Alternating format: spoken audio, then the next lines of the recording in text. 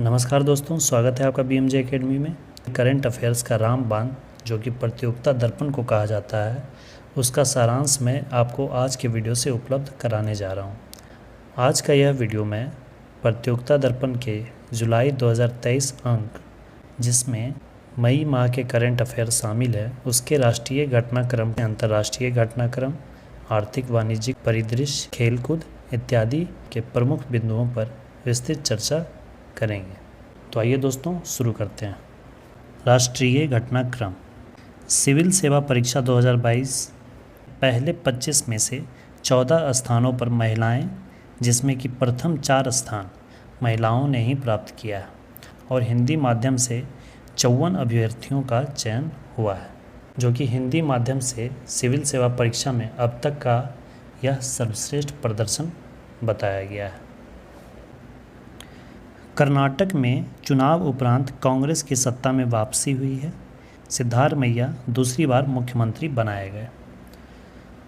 कर्नाटक विधानसभा के लिए 10 मई 2023 को एक ही चरण में कराए गए चुनाव में हर 5 वर्ष के बाद सरकार बदलने की 1985 से चली आ रही परंपरा को जनता ने कायम रखा है।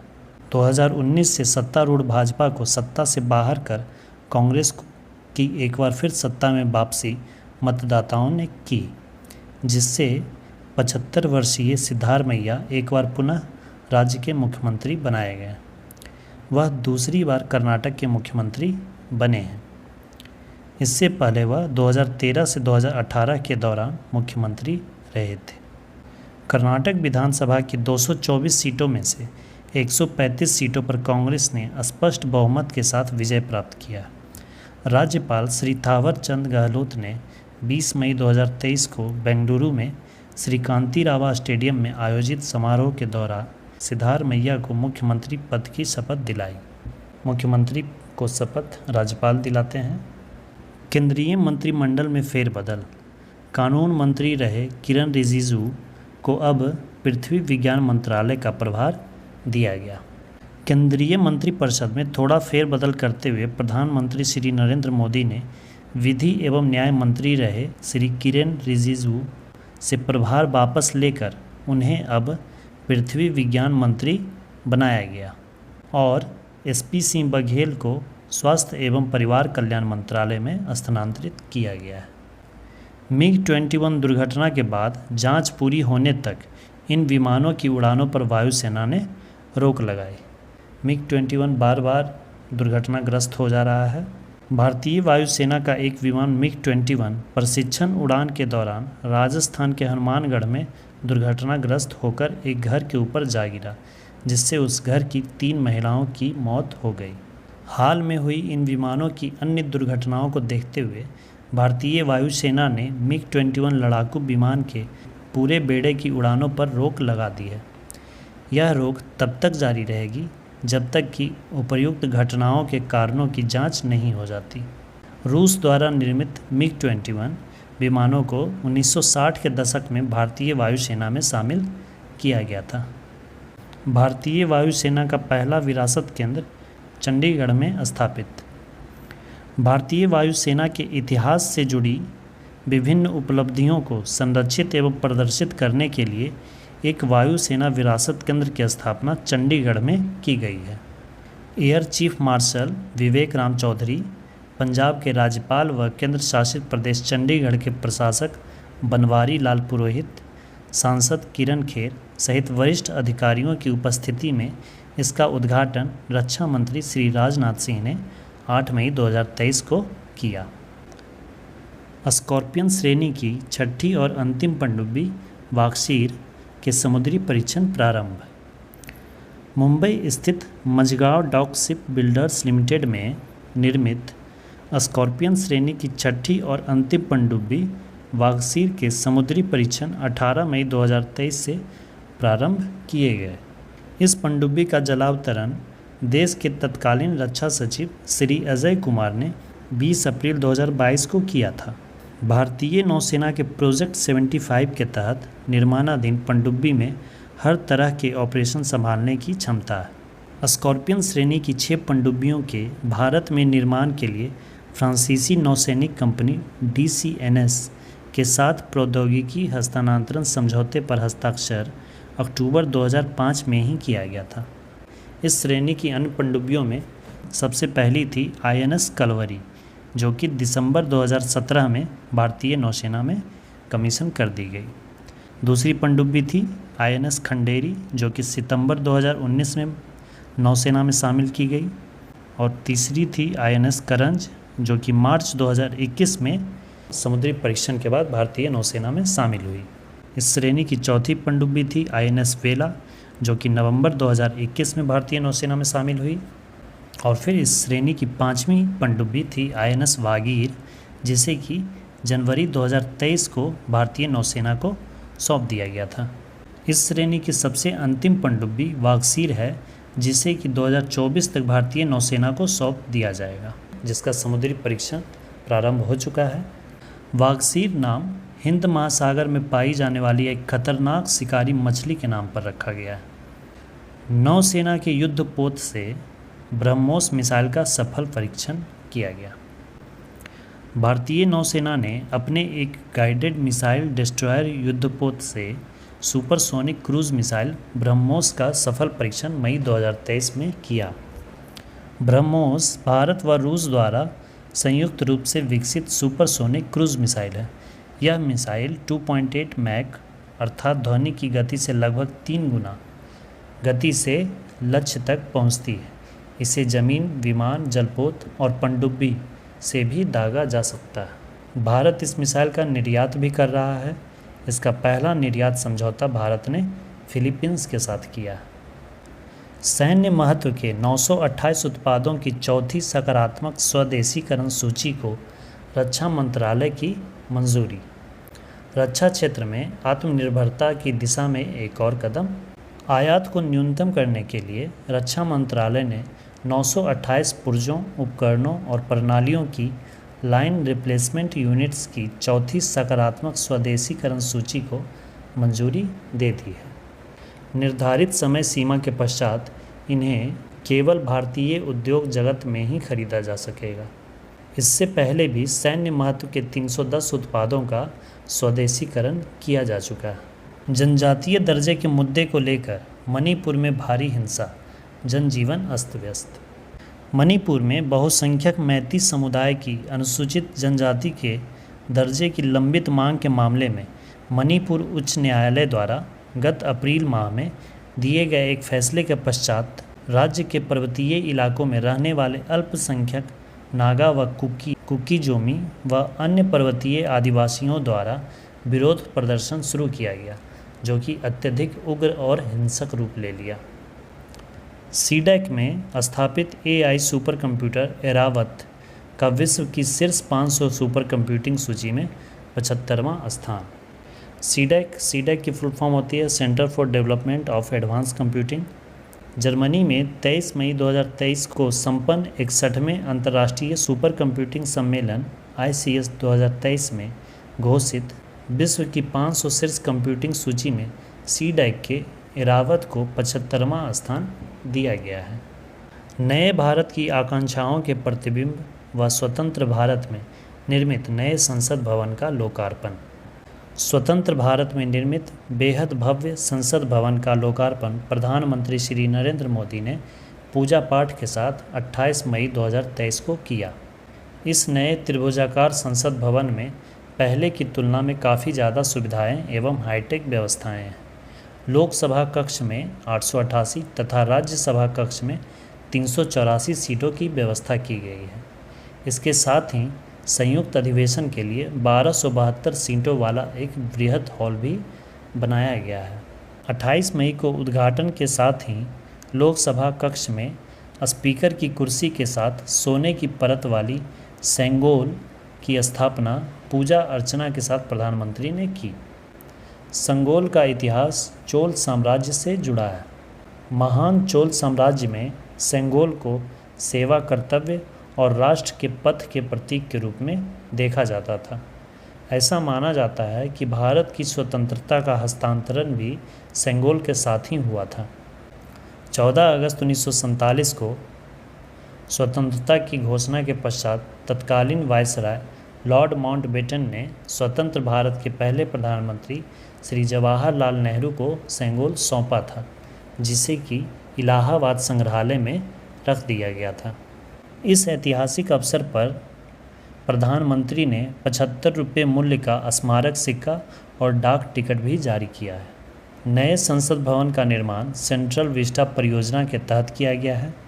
इस भवन की आधारशिला प्रधानमंत्री नरेंद्र मोदी ने 10 दिसंबर 2020 को रखी थी तथा इसका निर्माण कार्य 15 जनवरी 2021 से प्रारंभ हुआ था। त्रिकोणीय आकार का यह भवन वस्तुतः एक षटकोण है। इसके मुख्य आर्किटेक्ट गुजरात के विमल पटेल हैं, जिनकी architecture company HCG design and management private limited ने नए संसद भवन का डिज़ाइन तैयार किया है, लेकिन इसका निर्माण टाटा प्रोजेक्ट्स लिमिटेड द्वारा किया गया है।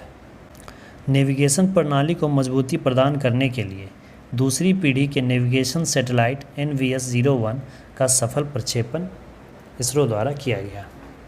अमेरिका के GPS की तरह ही भारत ने भी अपना क्षेत्रीय नेविगेशन सिस्टम विकसित किया है, जिसके तहत स्वदेशी नेविगेशन सुविधा के लिए 7 उपग्रहों IRNSS-1A से IRNSS-1G तक का प्रक्षेपण 2013 से 16 के दौरान किया गया था। इस प्रणाली का नाम भी IRNSS से बदलकर नेविक कर दिया गया था।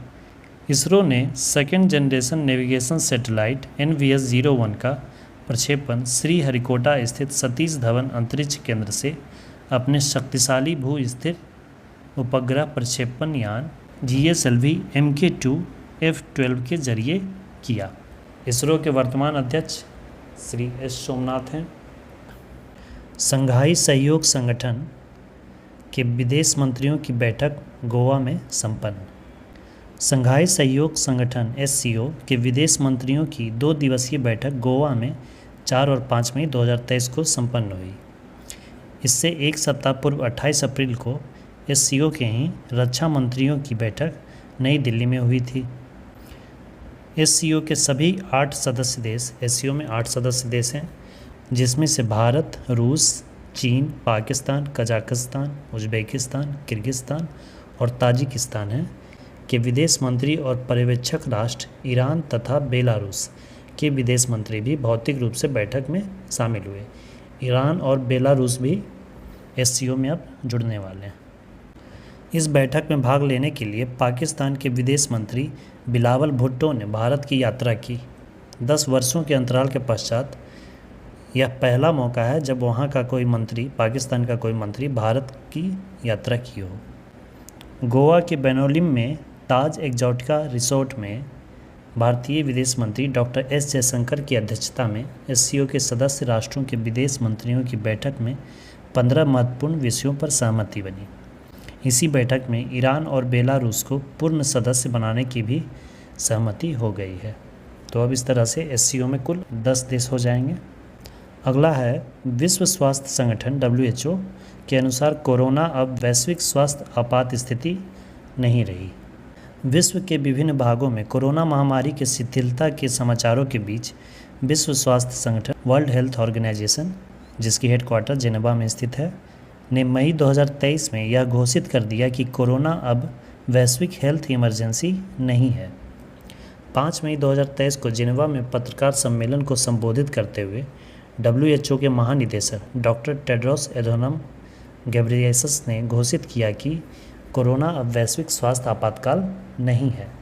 उन्होंने यह भी कहा कि वैश्विक स्वास्थ्य आपातकाल न होने के बावजूद भी इसका खतरा अभी भी बना हुआ है। इस बीमारी के तेज़ी से विस्तार के चलते अंतर्राष्ट्रीय स्वास्थ्य नियमों के तहत 30 जनवरी 2020 को एक आपातकालीन समिति बैठक में कोरोना को वैश्विक स्तर पर स्वास्थ्य आपात स्थिति WHO ने घोषित किया था। विश्व प्रेस स्वतंत्रता सूचकांक 2023 में भारत का 180 देशों में 61वां स्थान। इस सूचकांक में भारत का स्थान प्रतिवर्ष गिरता ही जा रहा है। विभिन्न देशों में प्रेस की स्वतंत्रता की स्थिति के आकलन के लिए विश्व प्रेस स्वतंत्रता सूचकांक की गणना फ्रांस के एक गैर सरकारी संगठन NGO के द्वारा, जिसका नाम RSF रिपोर्टर्स सैंस फ्रंटियर्स, जबकि इसका अंग्रेजी नाम है रिपोर्टर्स विदाउट बॉर्डर्स, के द्वारा किया जाता रहा है। वर्ष 2023 की इस रिपोर्ट को 3 मई 2023 को, जो कि विश्व प्रेस स्वतंत्रता दिवस, 3 मई को क्या मनाया जाता है? विश्व प्रेस स्वतंत्रता दिवस। उसी के अवसर पर इस रिपोर्ट को जारी किया गया, जिसमें 180 देशों के सर्वे में भारत का स्थान 161वां प्राप्त हुआ, जो कि प्रेस स्वतंत्रता के मामले में भारत में अति गंभीर स्थिति को दर्शाता है। इस मामले में भारत में स्थिति में गिरावट का सिलसिला लगातार बना हुआ है। पिछले वर्ष 2022 में इस सूची में भारत का स्थान 150वां था, जबकि उससे पूर्व 2021 में यह 142वें स्थान पर था। इस सूचकांक में प्रथम स्थान पर नॉर्वे है, जो कि लगातार 7 वर्षों से पहले स्थान पर बना हुआ है। इसके पश्चात क्रमशः आयरलैंड, डेनमार्क, स्वीडन इत्यादि का स्थान है। और सबसे अंतिम स्थान 180वां स्थान प्राप्त किया है उत्तर कोरिया ने, और सेकेंड लास्ट पे है चीन।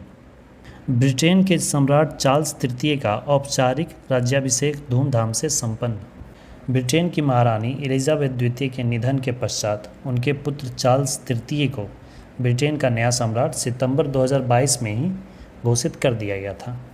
राजघराने की लगभग 1000 वर्ष पुरानी परंपरा के अनुसार उनका और उनकी पत्नी क्वीन कैमिला का औपचारिक राज तिलक कोरोनेशन 6 मई 2023 को लंदन में शाही रीति रिवाज के साथ किया गया। इस समारोह का आयोजन 70 वर्ष के पश्चात किया गया। इससे पूर्व महारानी एलिजाबेथ द्वितीय का राज्याभिषेक 2 जून 1953 को हुआ था। किंग चार्ल्स तृतीय और क्वीन कैमिला की ताजपोशी खानदानी वेस्टमिंस्टर एबे चर्च में हुई। 74 वर्ष की आयु में सम्राट बनने वाले किंग चार्ल्स तृतीय ब्रिटिश सिंहासन पर आसीन होने वाले सबसे उम्रदराज सम्राट हैं। मालदीव को भारत ने एक तेज गश्ती जहाज और एक लैंडिंग आक्रमण जहाज सौंपा। भारतीय रक्षा मंत्री श्री राजनाथ सिंह ने अपनी मालदीव यात्रा के दौरान भारत में निर्मित 2 युद्धपोत मालदीव के राष्ट्रीय रक्षा बल को सौंपा। इनमें से एक तेज गश्ती पोत है और एक अन्य लैंडिंग क्राफ्ट आक्रमण पोत है। मालदीव के रक्षा बल ने इसे कोस्ट गार्ड शिप हुराबी के नाम से कमीशन किया है। भारत ने बांग्लादेश को 20 ब्रॉडगेज लोकोमोटिव सौंपे। भारत ने पड़ोसी देश बांग्लादेश को 20 ब्रॉडगेज लोकोमोटिव्स अनुदान सहायता के तहत मई 2023 में सौंपे। 23 मई 2023 को नई दिल्ली में रेल भवन में आयोजित समारोह में रेल मंत्री श्री अश्विनी वैष्णव ने वर्चुअल रूप से इन इंजनों को बांग्लादेश के लिए रवाना किया। बांग्लादेश की ओर से रेल मंत्री मोहम्मद नूरुल इस्लाम सुजान वर्चुअल रूप से इस समारोह में शामिल हुए। इससे पूर्व भी जून 2020 में भारत सरकार ने अनुदान के रूप में बांग्लादेश को 10 ब्रॉडगेज इंजन प्रदान किए थे। लोगों के बीच संपर्क बढ़ाने के लिए वर्तमान में भारत और बांग्लादेश के बीच 3 जोड़ी यात्री रेलगाड़ियां, जिनमें से कोलकाता ढाका मैत्री एक्सप्रेस, कोलकाता खुलना बंधन एक्सप्रेस तथा न्यू जलपाईगुड़ी ढाका मिताली एक्सप्रेस चल रही है। ये तीनों नाम याद रखिएगा, मैत्री एक्सप्रेस, बंधन एक्सप्रेस और मिताली एक्सप्रेस। ये तीनों भारत और बांग्लादेश के बीच यात्री रेलगाड़ियाँ हैं। इसके साथ ही दोनों देशों के बीच व्यापार में वृद्धि भी हो रही है। रेल मंत्रालय की विज्ञप्ति के अनुसार दोनों देशों के बीच लगभग 100 मालगाड़ियाँ चल रही हैं तथा पिछले वित्तीय वर्ष 2022-23 में लगभग 2.66 मैट्रिक टन माल भेजा गया था। दोनों देशों के बीच व्यापार को बढ़ावा मिल सके, इसलिए भारत सरकार उसे ब्रॉडगेज इंजन अनुदान पे दे रही है। भ्रष्टाचार के मामले में गिरफ्तार किए गए पाकिस्तान के पूर्व प्रधानमंत्री इमरान खान की सर्वोच्च न्यायालय के आदेश से रिहाई। अप्रैल 2022 में अविश्वास प्रस्ताव के जरिए सत्ता से बाहर किए गए पाकिस्तान के पूर्व प्रधानमंत्री इमरान खान भ्रष्टाचार के एक मामले में इस्लामाबाद उच्च न्यायालय में पेश होने के लिए गए थे, जहां 9 मई 2023 को उन्हें गिरफ्तार कर लिया गया। पाकिस्तान के अर्धसैनिक बल रेंजर्स द्वारा उच्च न्यायालय परिसर से ही उनकी गिरफ्तारी राष्ट्रीय जवाबदेही ब्यूरो द्वारा 1 मई को जारी वारंट के आधार पर की गई, लेकिन बाद में सर्वोच्च न्यायालय के आदेश से 11 मई को जमानत पर उनकी रिहाई हो गई। गिरफ्तारी से एक दिन पूर्व ही इमरान खान ने अपनी हत्या की साजिश रचने का आरोप देश की सेना पर लगाया था। इमरान खान पर प्रधानमंत्री रहते हुए करोड़ों रुपए की भूमि गैर कानूनी तरीके से विश्वविद्यालय को उपलब्ध कराने का आरोप लगाया गया है। इसके साथ ही इमरान खान पर आतंकवाद, निंदा, हत्या तथा हिंसा के लिए उकसाने आदि से संबंधित 140 से अधिक मामले चल रहे हैं। रेसेप तैयप एर्दोगन जो कि तुर्की के राष्ट्रपति हैं, लगातार तीसरी बार तुर्की के राष्ट्रपति चुने गए। तुर्की में मई 2023 में संपन्न राष्ट्रपति चुनाव में निवर्तमान राष्ट्रपति रेसेप तैयप एर्दोगन इस पद पर पुनः निर्वाचित हुए हैं। ये 2003 से 2014 तक प्रधानमंत्री रहे और फिर 2014 के बाद से अब तक राष्ट्रपति पद पर बने हुए हैं। इस चुनाव का अंतिम परिणाम दूसरे दौर के मतदान के आधार पर हुआ, जिससे भारत विरोधी विचारधारा वाले एर्दोगन लगातार तीसरी बार राष्ट्रपति निर्वाचित हुए। G7 का 49वां शिखर सम्मेलन हिरोशिमा में संपन्न हुआ। G7 क्या है? विकसित देशों का समूह है, जो कि पहले G8 हुआ करता था, जिससे कि रूस के निकल जाने से ये G7 कहलाने लगा। विश्व के औद्योगिक रूप से संपन्न 7 देशों के समूह G7 का 49वां शिखर सम्मेलन जापान के प्रधानमंत्री फूमियो किशिदा के मेज़बानी में हिरोशिमा में 19 से 21 मई 2023 को संपन्न हुआ। G7 के सभी शासन प्रमुख, जिसमें कनाडा के प्रधानमंत्री जस्टिन ट्रूडो, फ्रांस के राष्ट्रपति इमैनुअल मैक्रोन, जर्मनी के चांसलर ओलाफ स्कोल्ज, इटली की प्रधानमंत्री जॉर्जिया मेलोनी, ब्रिटेन के प्रधानमंत्री ऋषि सुनक तथा अमेरिका के राष्ट्रपति जो बाइडेन। तो यहाँ देखिए G7 के कौन कौन से सदस्य हो गए? Canada, France, Germany, Italy, Britain, America, और मेज़बान देश कौन है? जापान। तो ये 7 सदस्य G7 के। इनके अतिरिक्त यूरोपीय आयोग की अध्यक्ष उर्सुला वॉन डेर लेयन और यूरोपीय परिषद के अध्यक्ष चार्ल्स मिशेल इस शिखर सम्मेलन में उपस्थित थे।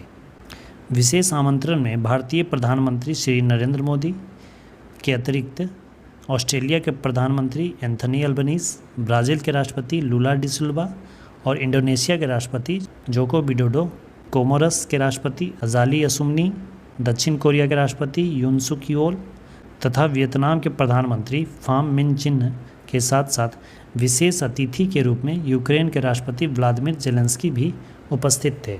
3 दिवसीय शिखर सम्मेलन में चर्चा में विभिन्न मुद्दों में रूस यूक्रेन युद्ध का मुद्दा सर्वाधिक ज्वलंत था। सम्मेलन के एक सत्र को संबोधित करते हुए भारतीय प्रधानमंत्री श्री नरेंद्र मोदी ने संयुक्त राष्ट्र संघ में अनेक कमियों का उल्लेख किया और तथा इसमें सुधार की अपेक्षा की। उन्होंने कहा कि अगर ये आज की वास्तविकताओं को प्रतिबिंबित नहीं करेंगे तो यह केवल बातचीत का मंच बनकर ही रह जाएगी। आतंकवाद को आज की बड़ी वैश्विक समस्या बताते हुए उन्होंने आश्चर्य व्यक्त किया कि संयुक्त राष्ट्र संघ आज तक आतंकवाद की परिभाषा तक स्वीकार नहीं कर सका है। यूएनओ की व्यवस्था पर प्रहार करते हुए उन्होंने कहा कि जब शांति के लिए संयुक्त राष्ट्र संघ का गठन किया गया था तो विभिन्न मंचों पर शांति एवं स्थिरता से जुड़े मुद्दों पर विचार विमर्श क्यों करना पड़ रहा है, इसलिए इसमें काफ़ी सुधार की आवश्यकता है। अगला पॉइंट है, भारत सहित 4 देशों के समूह क्वाड का शिखर सम्मेलन हिरोशिमा में संपन्न हुआ। हिरोशिमा में G7 शिखर सम्मेलन और इसके अलावे 4 सदस्यीय समूह क्वाड की शिखर बैठक 20 मई 2023 को संपन्न हुई। 4 देशों का यह समूह, जिसमें कि भारत, अमेरिका, जापान और ऑस्ट्रेलिया है, कि यह 5वीं शिखर बैठक थी। इस समूह की पहली बैठक 12 मार्च 2021 को वर्चुअल तरीके से संपन्न हुई थी। 20 मई 2023 को व्यक्तिगत उपस्थिति वाली क्वाड की तीसरी शिखर बैठक में भारतीय प्रधानमंत्री श्री नरेंद्र मोदी और मेज़बान जापान के प्रधानमंत्री फूमियो किशिदा के अतिरिक्त अमेरिका के राष्ट्रपति जो बाइडेन तथा ऑस्ट्रेलिया के प्रधानमंत्री एंथनी अल्बनीज़ भी हिरोशिमा में उपस्थित थे। क्वाड का आगामी शिखर सम्मेलन भारत में कराने की पेशकश प्रधानमंत्री श्री नरेंद्र मोदी ने की, जिसे कि स्वीकार कर लिया गया। तो इसलिए क्वाड का आगामी शिखर सम्मेलन कहाँ आयोजित किया जाएगा? भारत में। अगला पॉइंट है, पापुआ न्यू गिनी में हिंद प्रशांत द्वीप समूह सहयोग मंच की तीसरी शिखर बैठक की अध्यक्षता प्रधानमंत्री श्री नरेंद्र मोदी ने की। 3 दिन के जापान प्रवास के पश्चात श्री नरेंद्र मोदी ने आगे की यात्रा के लिए 21 मई को पापुआ न्यू गिनी पहुँचे, जहां राजधानी पोर्ट मोर्सबी में उनका भव्य स्वागत किया गया। तमाम परंपराओं को तोड़कर मेज़बान प्रधानमंत्री James Marape, Papua New Guinea के प्रधानमंत्री जेम्स मरापे ने सूर्यास्त के पश्चात हवाई अड्डे पर गार्ड ऑफ ऑनर के साथ उनका स्वागत किया तथा उनके पैर छूकर उनकी अगवानी की। पापुआ न्यू गिनी में प्रोटोकॉल के तहत किसी विदेशी मेहमान का सूर्यास्त के पश्चात राजकीय सम्मान के साथ स्वागत नहीं किया जाता है। हिंद प्रशांत क्षेत्र के इस द्वीपीय राष्ट्र में श्री नरेंद्र मोदी का मुख्य कार्यक्रम राजधानी पोर्ट मोर्सबी में हिंद प्रशांत द्वीपीय समूह सहयोग मंच की तीसरी शिखर बैठक की अध्यक्षता करना था। पापुआ न्यू गिनी के governor general sir Bob Dadae ने श्री नरेंद्र मोदी को देश के सर्वोच्च सम्मान grand companion of the order of लोगोहू से सम्मानित किया। इसके साथ ही फिजी का सर्वोच्च सम्मान भी फिजी के प्रधानमंत्री सितविनी राबुका के द्वारा दिया गया। आर्थिक वाणिज्यिक परिदृश्य 2000 रुपये मूल्य के करेंसी नोट आरबीआई ने वापस लिए। एक महत्वपूर्ण नीतिगत निर्णय के तहत भारतीय रिजर्व बैंक ने 2000 मूल्य के करेंसी नोटों का विधिग्राह्य मुद्रा लीगल टेंडर का दर्जा बरकरार रखते हुए इन्हें चलन से वापस लेने की घोषणा 19 मई 2023 को की। बैंक की 19 मई की विज्ञप्ति के अनुसार आम जनता 23 मई से 30 सितंबर 2023 तक ऐसे नोटों को बैंक शाखाओं में जाकर अन्य मूल्य के नोटों में बदल सकती है या फिर अपने बैंक खातों में जमा कर सकती है। तो यह 30 सितंबर 2023 तक यह लीगल टेंडर रहेगा और उसके बाद इसका लीगल टेंडर का दर्जा समाप्त कर दिया जाएगा। अगला है बैंकों की अदावी राशियों अनक्लेम्ड डिपॉजिट्स को उनके सही मालिकों को लौटाने के लिए 100 दिन 100 भुगतान अभियान आरबीआई द्वारा प्रारंभ किया गया। बैंकों में बचत खाता तथा चालू खातों में बड़ी मात्रा में ऐसी जमा राशि बनी रहती है जिनका कोई दावेदार नहीं होता है। ऐसी जमा राशियों को ही अनक्लेम्ड डिपॉजिट्स अदावी जमाओं के रूप में वर्गीकृत किया जाता है। ऐसे राशियों को भारतीय रिजर्व बैंक द्वारा संचालित जमाकर्ता शिक्षा और जागरूकता निधि में जमा करने का प्रावधान है। ऐसी अदावी राशियों के वास्तविक हकदारों की पहचान के लिए समय समय पर आरबीआई द्वारा प्रयास किए जाते रहे हैं। इसी श्रृंखला में एक नए अभियान 100 दिन 100 भुगतान की घोषणा आरबीआई द्वारा मई 2023 में की गई ताकि 100 दिनों के भीतर देश के प्रत्येक ज़िले में प्रत्येक बैंक के शीर्ष 10 अदावी जमा राशियों का पता लगाया जा सके और उनका निपटारा किया जा सके। लेखा वर्ष 2022-23 के लिए आरबीआई द्वारा 87,416 करोड़ रुपए का लाभांश का केंद्र को हस्तांतरण। भारतीय रिजर्व बैंक ने अपने लेखा वर्ष 2022-23 के लिए 87,416 करोड़ रुपए का आधिक्य सरकार को प्रदान करने की घोषणा की है। यह लाभांश पूर्व वर्ष 2021-22 के लिए उपलब्ध कराए गए 30,307 करोड़ के लाभांश का लगभग 3 गुना है। विगत 5 वर्षों में देश में कोयला उत्पादन में लगभग 23% की वृद्धि। केंद्र सरकार के कोयला मंत्रालय के ताज़ा आंकड़ों के अनुसार कोयले के आयात पर निर्भरता कम करने के लिए देश में घरेलू कोयला उत्पादन को बढ़ावा देना केंद्र सरकार के कोयला मंत्रालय की प्राथमिकता है। देश में सभी क्षेत्रों की मांग को पूरा करने तथा ताप विद्युत संयंत्रों के लिए कोयला का पर्याप्त स्टॉक सुनिश्चित कर आत्मनिर्भरता प्राप्त करने के लिए घरेलू कोयला उत्पादन में वृद्धि के लिए अनेक उपाय मंत्रालय द्वारा शुरू किए गए हैं, जिनके चलते देश में कोयला उत्पादन में असाधारण वृद्धि हुई है। कोयला मंत्रालय की 3 मई 2023 की विज्ञप्ति में बताया गया कि 2018-19 में देश में कोयले का उत्पादन 728.72 मिलियन टन था, जो कि 2022-23 में 22.6% वृद्धि के साथ 893.08 मिलियन टन हो गया। इसी परिप्रेक्ष्य में कोयला मंत्रालय ने 2023-24 में देश में कोयला उत्पादन का लक्ष्य 1012 मिलियन टन निर्धारित किया है। देश में कोयला का सबसे बड़ा उत्पादन कोल इंडिया लिमिटेड के द्वारा किया जाता है। 2022-23 में देश में खाद्यान्नों सहित अधिकांश उपजों की रिकॉर्ड उत्पादन। फसल वर्ष 2022-23 के दौरान देश में प्रमुख कृषिगत उपजों के तीसरे अग्रिम अनुमान कृषि एवं किसान कल्याण मंत्रालय द्वारा 25 मई 2023 को जारी किए गए। इन आंकड़ों में 2022-23 में गेहूं, चावल, मक्का सहित खाद्यान्नों का कुल उत्पादन अब तक के रिकॉर्ड स्तर पर अनुमानित किया गया। क्षेत्रीय संपर्क योजना उड़ान का नया 5.1 चरण की शुरुआत। हेलीकॉप्टर यात्राओं को प्रोत्साहन।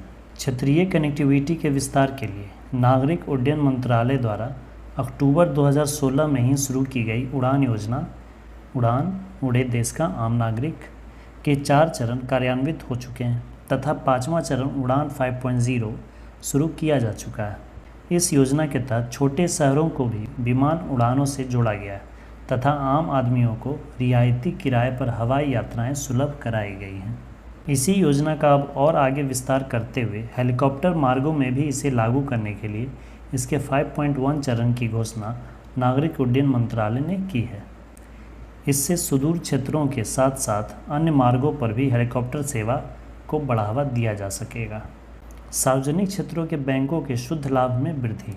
भारत में सार्वजनिक क्षेत्र के बैंकों के शुद्ध लाभ में भारी वृद्धि बीते वर्ष 2022-23 के दौरान हुई तथा इन बैंकों की NPN नॉन परफॉर्मिंग एसेट्स में गिरावट संदर्भित वर्ष में आई है। सार्वजनिक क्षेत्र के कुल 12 वाणिज्यिक बैंकों में से कोई भी 2022-23 के दौरान घाटे में नहीं रहा है। भारतीय स्टेट बैंक का शुद्ध लाभ 50,232 करोड़ रुपये था, जो कि सभी बैंकों से मिलाकर जो प्राप्त मुनाफा हुआ है उसका लगभग आधा योगदान अकेले SBI का ही है। Rail Vikas Nigam limited RVNL को नवरत्न कंपनी का दर्जा दिया गया। रेल मंत्रालय के उपक्रम rail Vikas Nigam limited RVNL को नवरत्न कंपनी का दर्जा मई 2023 में प्राप्त हो गया। इससे पूर्व सितंबर 2013 में ही इसे मिनी रत्न कंपनी का दर्जा दिया गया था। नवरत्न कंपनी का दर्जा प्राप्त हो जाने से इस कंपनी को परिचालन के मामले में अपेक्षाकृत अधिक स्वायत्तता प्राप्त हो गई है। इसके साथ ही इसकी वित्तीय स्वायत्तता एवं अधिकारों में भी वृद्धि हुई है। नवरत्न कंपनी को सरकार की पूर्वानुमति के बिना ही 1,000 करोड़ रुपए तक के निवेश करने की अनुमति होती है। साथ ही कंपनी के नेट वर्थ का 15% किसी भी परियोजना के लिए अथवा नेट वर्थ का 30% तक पूरे वर्ष के दौरान बिना पूर्व अनुमति के लिए निवेश करने की अनुमति होती है। रेल विकास निगम लिमिटेड को नवरत्न कंपनी का दर्जा मिल जाने से देश में अब नवरत्न कंपनियों की संख्या 13 हो गई है। देश के 13 नवरत्न कंपनियों की सूची इस प्रकार है। कुल 13 नवरत्न कंपनियां हैं। आइए उन सभी का नाम एक बार देख लेते हैं। National aluminium company Nalco, Mahanagar telephone Nigam limited MTNL, Bharat electronic limited BEL, Bharatiya Nauvahan Nigam SCI, Hindustan aeronautics limited HAL, oil India limited OIL, Rashtriya Ispat Nigam limited RINL, Rashtriya Khanij Vikas Nigam NMDC, Neyveli lignite limited NLL, national building construction corporation limited NBCCL, engineering India limited EIL, container corporation of India CONCOR, rail Vikas Nigam limited RVNL। ये 13वीं company है। इससे पहले कुल 12 नवरत्न कंपनियां थीं। RVNL के जुड़ जाने से अब कुल 13 नवरत्न कंपनियां हो गई हैं। देश की 13 नवरत्न कंपनियों के अतिरिक्त सार्वजनिक क्षेत्र की 12 कंपनियों को महारत्न कंपनी का दर्जा प्राप्त है। महारत्न कंपनी का दर्जा नवरत्न कंपनी से भी बड़ा होता है। देश के 12 महारत्न कंपनियों की सूची इस प्रकार है। SAIL, steel authority of India limited, भारतीय इस्पात प्राधिकरण, ONGC, तेल एवं प्राकृतिक गैस निगम, IOC, भारतीय तेल निगम, NTPC, राष्ट्रीय ताप विद्युत निगम, CIL, coal India limited, BHEL, Bharat heavy electricals limited, GAIL, gas authority of India limited, BPCL, Bharat petroleum corporation limited, PGCIL, power grid corporation of India limited, HPCL, Hindustan petroleum corporation limited, PFC, power finance corporation, REC, ग्रामीण विद्युतीकरण निगम। यह प्रश्न आपके मन में भी जरूर आया होगा। क्या स्मारक सिक्के चलन हेतु विधिग्राह्य मुद्रा हैं? 28 मई 2023 को नए संसद भवन के लोकार्पण के अवसर पर 75 रुपये मूल्य का एक स्मारक सिक्का प्रधानमंत्री श्री नरेंद्र मोदी ने जारी किया। ऐसे स्मारक सिक्के पहले भी विशेष अवसरों पर जारी किए जाते रहे हैं। अभी कुछ दिनों पहले ही CBI की हीरक जयंती के अवसर पर 60 रुपये का स्मारक सिक्का जारी किया गया था और अभी तक अधिकतम 1000 रुपये का स्मारक सिक्का 2010 में तमिलनाडु के तंजावुर में बृहदेश्वर मंदिर के 1000 वर्ष पूर्ण होने की स्मृति में जारी किया गया था। ऐसे में आम लोगों के मन में जिज्ञासा उत्पन्न होती है कि क्या ये सिक्के आम चलन में भी आएंगे? तो इसका स्पष्ट उत्तर है नहीं। ऐसे सिक्के आम चलन में नहीं आते हैं, ये लीगल टेंडर नहीं होते हैं। जब तक अलग से कोई अधिसूचना जारी न की जाए, ऐसे स्मारक सिक्के आम चलन के लिए जारी नहीं किए जाते हैं तथा यह सिक्के विधि ग्राह्य मुद्रा लीगल टेंडर नहीं होते हैं। इनका वास्तविक मूल्य अंकित मूल्य से काफ़ी अधिक होता है। इनका जो वास्तविक मूल्य होता है, अंकित मूल्य, जैसे 100 रुपये अंकित मूल्य हुआ, ठीक है, तो उससे कहीं ज़्यादा उसकी वैल्यू होती है। यह सिक्के संग्रह के लिए जारी किए जाते हैं। इन सिक्कों को security of printing and minting corporation of India limited SPMCIL की वेबसाइट से निर्धारित मूल्य चुकाकर, जो कि अंकित मूल्य से बहुत ज़्यादा अधिक होती है, खरीदे जा सकते हैं। इसे आप भी खरीद सकते हैं। ये देखिए, मैंने इस साइट पर जाकर कुछ स्क्रीनशॉट लिए थे अलग अलग मूल्य के। देखिए, इनकी जो मूल्य है, इनका जो अंकित मूल्य है, उससे कहीं ज़्यादा इनकी वास्तविक मूल्य है। अगर आप इन सिक्कों को लेना चाहें तो आपको एक बड़ी रकम चुकानी पड़ेगी। 2022-23 में देश के GDP में वृद्धि 7.2% रही। 2022-23 में देश के सकल घरेलू उत्पाद GDP व राष्ट्रीय आय संबंधी अनंतिम अनुमान राष्ट्रीय सांख्यिकी कार्यालय ने 31 मई 2023 को जारी किए, जिसमें इस वित्तीय वर्ष में GDP में वृद्धि 7.2% अनुमानित की गई है। पूर्व वित्तीय वर्ष 2021-22 में देश के सकल घरेलू उत्पाद में वृद्धि 9.1% रही थी। 2022-23 में अगर स्थिर कीमतों पर देखा जाए तो शुद्ध राष्ट्रीय आय में 7.4% की वृद्धि अनुमानित है, जबकि 2021-22 में वास्तविक राष्ट्रीय आय में वृद्धि 8.6% रही थी। 2022-23 की चौथी तिमाही, जो कि जनवरी 2023 से मार्च 2023 थी, उसमें GDP में वृद्धि 6.1% रही और नए वित्तीय वर्ष 2023-24 की पहली तिमाही अप्रैल 2023 से जून 2023 तक की GDP संबंधित आंकड़े NSO द्वारा 31 अगस्त 2023 को जारी किए जाएंगे। खेल कूद परिदृश्य IPL 16 2023। IPL के 16वें संस्करण का खिताब महेंद्र सिंह धोनी के नेतृत्व वाली चेन्नई सुपर किंग्स ने 29 मई 2023 को फाइनल मुकाबले में हार्दिक पांड्या के नेतृत्व वाली गुजरात टाइटंस को हराकर अपने नाम किया। अहमदाबाद के नरेंद्र मोदी स्टेडियम में वर्षा से बाधित फाइनल मैच में डकवर्थ लुईस नियम के तहत 15 ओवर में 171 रन का लक्ष्य जीत के लिए चेन्नई सुपर किंग्स को दिया गया था। चेन्नई सुपर किंग्स का IPL में यह 5वां खिताब है, जिससे कि सबसे ज़्यादा जो टाइटल जीता था मुंबई इंडियंस ने, उसके 5 खिताबों की बराबरी चेन्नई सुपर किंग्स ने कर ली है। अब चेन्नई सुपर किंग्स और मुंबई इंडियंस दोनों 5-5 IPL जीत चुके हैं। IPL के 16वें संस्करण में सर्वाधिक रन बनाने वाले बल्लेबाज शुभमन गिल और सर्वाधिक विकेट लेने वाले गेंदबाज मोहम्मद शमी दोनों ही गुजरात टाइटंस से थे। इस संस्करण का fair play award Delhi Capitals को दिया गया। खेलो इंडिया यूनिवर्सिटी गेम्स का तीसरा संस्करण। तीसरा खेलो इंडिया यूनिवर्सिटी गेम्स 2023 का शुभारंभ उत्तर प्रदेश की मेज़बानी में 25 मई 2023 को हुआ। इसका शुभंकर जीतू था। इस संस्करण में प्रथम स्थान 26 स्वर्ण पदक के साथ पंजाब यूनिवर्सिटी ने प्राप्त किया। इटालियन ओपन रोम मास्टर्स 2023। इटालियन ओपन टेनिस का पुरुषों का एकल खिताब रूस के डेनियल मेदवेदेव ने तथा महिलाओं के एकल खिताब कजाकिस्तान की एलेना रिबाकीना ने जीता। Madrid open 2023। मैड्रिड में संपन्न मैड्रिड ओपन टेनिस टूर्नामेंट 2023 में भारत के रोहन बोपन्ना व ऑस्ट्रेलिया के मैथ्यू एबडन की जोड़ी पुरुषों की युगल स्पर्धा में फाइनल मुकाबले में रूसी खिलाड़ियों कारिन खचानोव और आंद्रे रुब्लेव की जोड़ी से हारकर उप विजेता रही। इस टूर्नामेंट में पुरुष और महिला वर्ग का एकल खिताब क्रमशः कार्लोस अल्काराज, जो कि स्पेन से हैं, और एरिना सबालेंका, जो कि बेलारूस से हैं, उन्होंने जीता। बैडमिंटन से जुड़ी खबरें।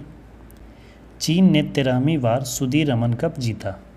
विश्व बैडमिंटन महासंघ (BWF) के विश्व बैडमिंटन चैंपियनशिप की द्विवार्षिक सुदीरमन कप के 18वें संस्करण के लिए विश्व की चुनिंदा 32 टीमों के बीच मुकाबले चीन के सूचो शहर में खेले गए।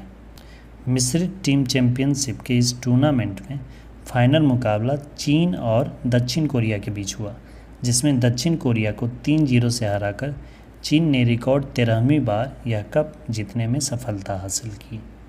मलेशियाई मास्टर्स में भारत के एच.एस. प्रणय का एकल खिताब। मलेशिया की राजधानी कुआलालंपुर में संपन्न मलेशियाई मास्टर्स बैडमिंटन में भारत के एच.एस. प्रणय ने फाइनल में चीन के वेंग यांगहांग को हराकर जीता। 6 वर्ष के अंतराल के पश्चात प्रणय ने विश्व बैडमिंटन महासंघ का कोई खिताब जीता है। महिलाओं की एकल स्पर्धा में भारत की पी.वी. सिंधु सेमीफाइनल में इंडोनेशिया की तुजुंग से पराजित होकर फाइनल में प्रवेश से वंचित रह गई। अब फुटबॉल से जुड़े टूर्नामेंट। कोपा डेल रे का खिताब। स्पेनिश फुटबॉल टूर्नामेंट के कोपा डेल रे का 121वां संस्करण का फाइनल मैच रियल मैड्रिड तथा ओसासुना क्लब के बीच सेविले में खेला गया। ओसासुना को इस मुकाबले में 2-1 से हराकर रियल मैड्रिड ने यह प्रतिष्ठित टूर्नामेंट जीतने में सफलता प्राप्त की। La Liga cup 2023। Spanish football का एक अन्य टूर्नामेंट ला लीगा टूर्नामेंट में बार्सिलोना क्लब ने 27वीं बार यह टूर्नामेंट जीतने में सफलता प्राप्त की। गोकुलम लीग को लगातार तीसरी बार महिला फुटबॉल लीग का खिताब। महिला फुटबॉल लीग का 6ठा संस्करण का फाइनल मैच गोकुलम केरल तथा किक स्टार्ट FC कर्नाटक के बीच खेला गया। अहमदाबाद में खेले गए इस मैच में कर्नाटक को 5-0 से हराकर गोकुलम केरल ने यह टूर्नामेंट जीता। गोकुलम केरल ने लगातार तीसरी बार महिला फुटबॉल लीग जीतने में सफलता प्राप्त की है।